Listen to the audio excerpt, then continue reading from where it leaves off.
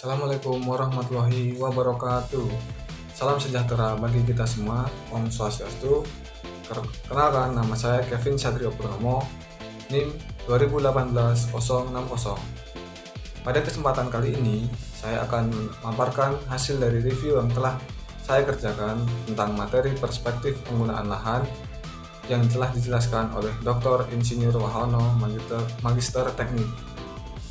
Penggunaan lahan adalah campur tangan manusia pada lahan, baik secara berkala maupun menetap.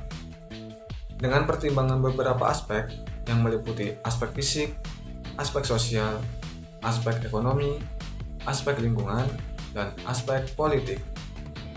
Hal ini telah dijelaskan dalam Al-Quran, surat Az-Zariyat ayat 19, yang artinya, dan pada harta-harta mereka ada hak untuk orang yang kurang mampu, yang meminta, dan orang sesamanya yang tidak mendapat bagian. Berbicara tentang hak, ketika kita membangun rumah di area lahan pertanian, maka kadar oksigen yang berada di lingkungan tersebut akan menjadi berkurang. Sebab vegetasi yang berada di daerah tersebut otomatis akan berkurang pula.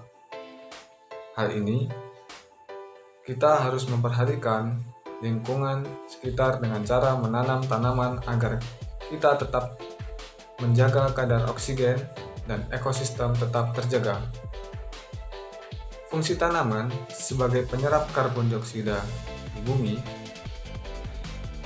Jika tanaman tidak ada, maka karbon di bumi akan terperangkap dan menimbulkan efek rumah kaca yang menyebabkan kerugian bagi manusia. Kemudian, dasar hukum penggunaan lahan agar tidak digunakan semena-mena. Sebagai contoh adalah sebuah peraturan yang berlaku di Cina, di mana terdapat perencanaan dan pemanfaatan lahan perlindungan terhadap lahan budidaya serta untuk pembangunan, sehingga tidak seenaknya dalam mengalihfungsikan lahan dari lahan pertanian ke bangunan rumah hunian misalnya. Di Indonesia, sebenarnya telah diatur oleh Peraturan Menteri Pertanian Nomor 79 Tahun 2013, di mana pedoman kesesuaian lahan pada komoditas pengelolaan pangan. Fungsi dari penggunaan lahan ditetapkan oleh 3 faktor. Yang pertama, faktor lereng. Kedua, faktor jenis tanah. Dan yang terakhir adalah intensitas hujan.